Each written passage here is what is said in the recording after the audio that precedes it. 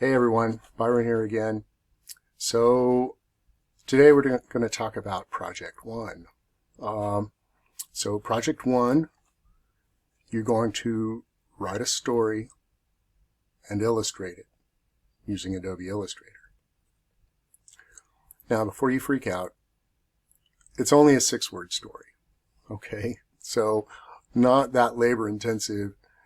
Although maybe you're somebody who would put a lot of labor into 6 words.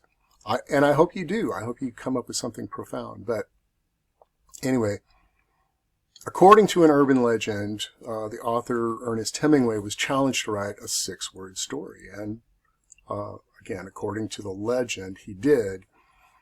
Let me see here.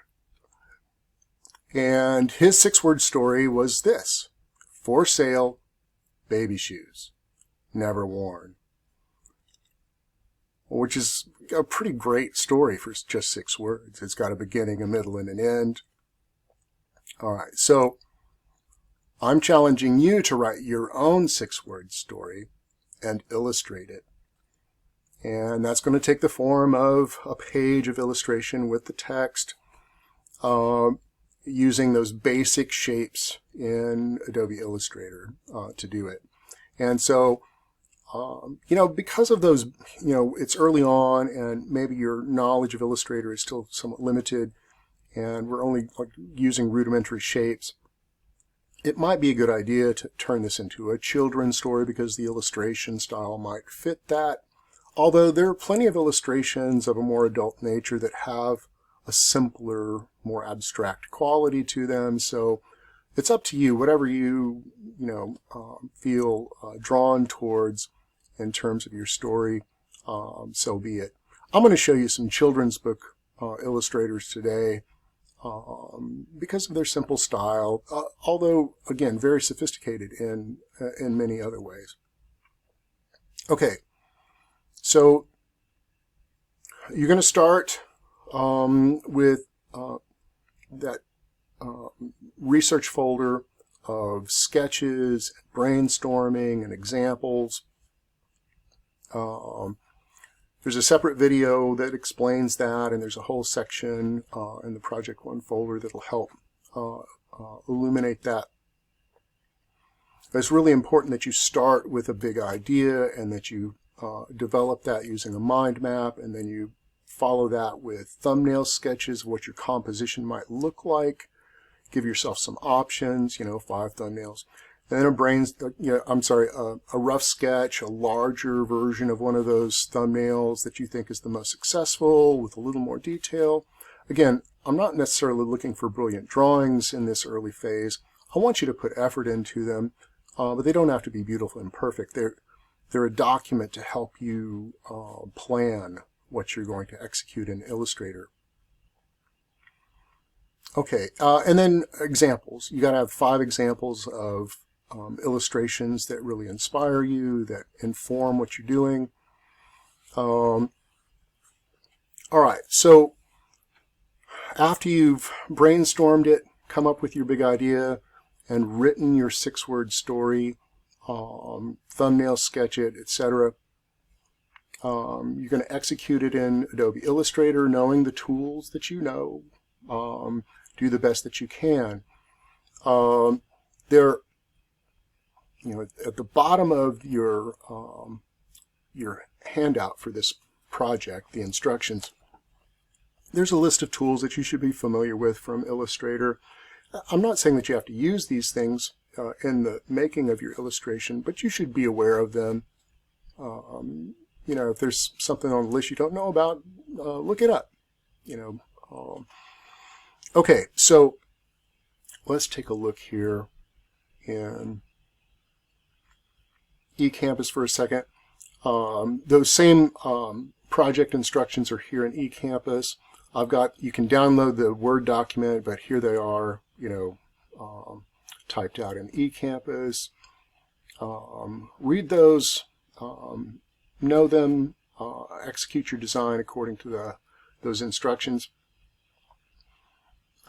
There's a folder here along with the Project 1 instructions of support materials for the first project.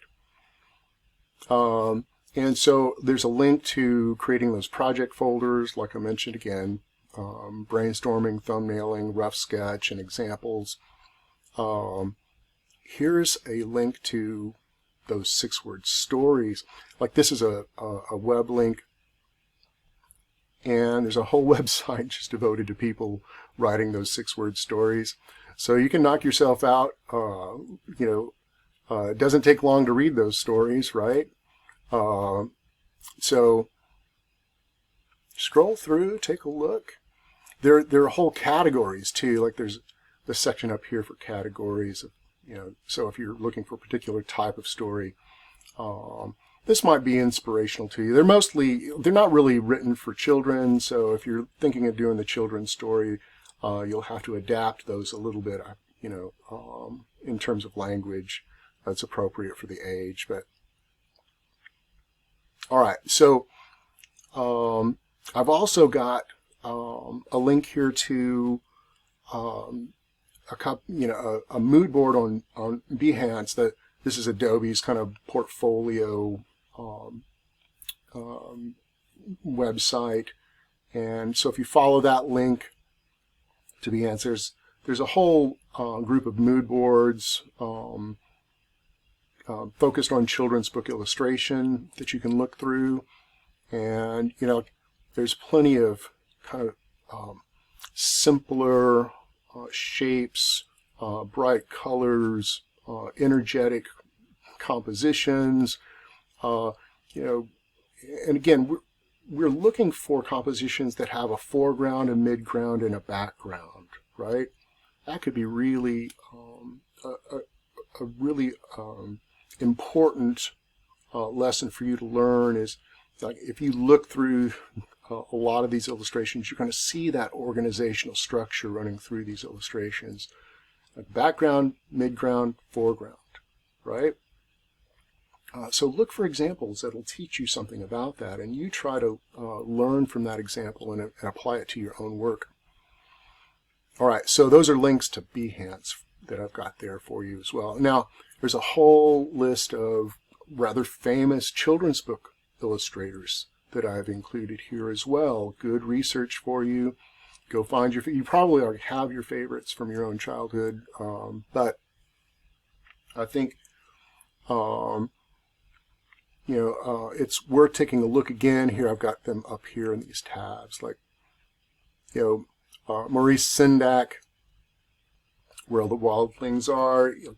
And again, like you may not be able to execute this texture in Illustrator just yet, or want to, but look at the way that he plays with shape and creates motion. Now there's not a lot of deep space here, but there's a clear background and a clear foreground here. But it's really the energy of the figures that we're interested in this one. Here's Beatrix Potter, right? Peter Rabbit, etc. Foreground, midground, background. Look at the composition, right? Really interesting sense of structure to this composition. Okay. Clement Hurd, right? Goodnight Moon. Very famous. This is an interior. It's very much like a Matisse painting. But there is like stars in the distance, that back wall, kind of midground, and then the elements at the foreground. Nothing's too large here, but it's kind of the space itself and the light from that lamp and the angle of the bed to the chair and the cats playing down below. It's all very circular in its motion throughout the picture plane. Okay, Eric Carle, perfect for Illustrator, right? Very simple shapes. Now, like he's using transparency here, which if you want to do some research into using transparency, the transparency panel in Illustrator, to kind of blend this with that, more power to you. Again, incredibly important how shapes overlap here even though it's a very flat image, there's the suggestion of a deeper space and beautiful color. Look at all those little windows and that texture that they create. It's really interesting. And of course, the sun, it's obviously eye-catching, that radial design. Quentin Blake, Charlie and the Chocolate Factory, etc. Again, look at this composition, this circular movement of the organization of those objects. And, Blake's not going to use a lot of, really distant elements. Like, there's not, there's a whole lot of white space here, but there's still a sense of distance, right? Look at the plane and the buildings in the distance, and as things come forward, they're more colorful, more vibrant. Even though it's a fairly flat structure, there's still a sense of depth. E.H. Shepard, right? Winnie the Pooh, etc. Wind in the Willows, too, I think. Beautifully drawn. Look at foreground, midground, background, so beautifully executed. And those simple shapes. You can do this in Illustrator, right? Take those basic shapes, combine them, smooth them a bit, do the best that you can. So take inspiration from the way that these illustrators deal with shape and composition and space. All right, Ludwig Bemelmans, right? Madeline, use of color, and that cluster of girls centered around the larger figure, and the excitement of Madeline confronting that tiger, all that action, all that structure, just very simple shape and color, right? Very unified. And I want everybody to keep your color scheme simple. Not a whole lot of colors, right? Maybe 3 or 4 at the most. Plus black and white. You can always add black and white. You can tint and shade your colors. All right. P.D. Eastman. He did all those golden books. Here's the Gingerbread Man. Look at the dynamism of the running gingerbread man, and the floral elements and the curvature of the ground leading away, and then like mid-ground figures. Very exciting compositionally, how it all kind of fits together and keeps your eye moving. It's that downhill slope, that diagonal, that gives it all that energy. Okay. Here's Ezra Jack Keats. I love his stuff. Just amazing. And this is great for Illustrator too. If you wanted to do a little research into, jump ahead and look into patterns. If you wanted to fill some of your shape with pattern, just don't use cheesy patterns, right? Make something that's tasteful, like Keats has done here. Just so beautifully composed in terms of color, in terms of placement. Again, foreground, midground, background. Incredible use of shape. So interesting. And the black and white and how it complements that color. So well done. Here's another one.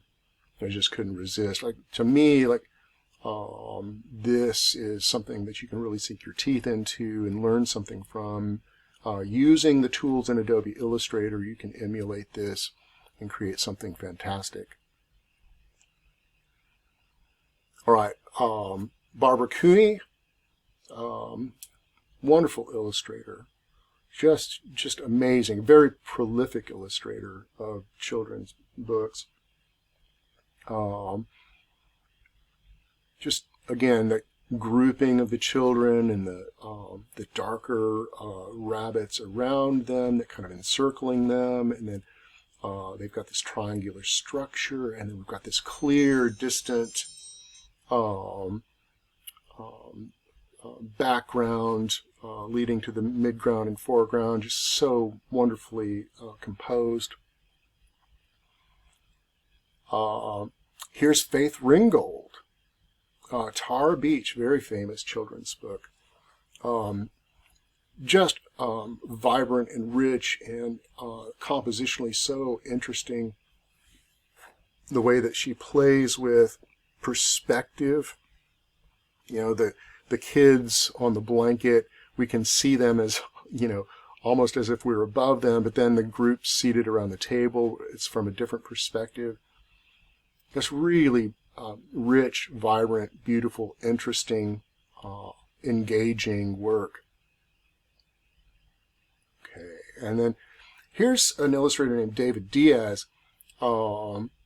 His style, I thought, very doable when it comes to Adobe Illustrator, like simple shape and color, and but still dynamic, right? It's what you do with what you've got that really makes a difference, right? Now here, I mean, everything's right up front and in your face. There's no like real sense of distance in this space. But if that's what you need to do, so be it. But I want to see from you that use of space before this semester is over. Okay. So hopefully you're inspired. Go write your brilliant 6-word story. And then I want you to impress me with your Adobe Illustrator skills. So read the instructions, research it. Like create your research folder of brainstorming, thumbnails, rough sketch, and examples. Those 4 JPEGs will be saved and turned in first.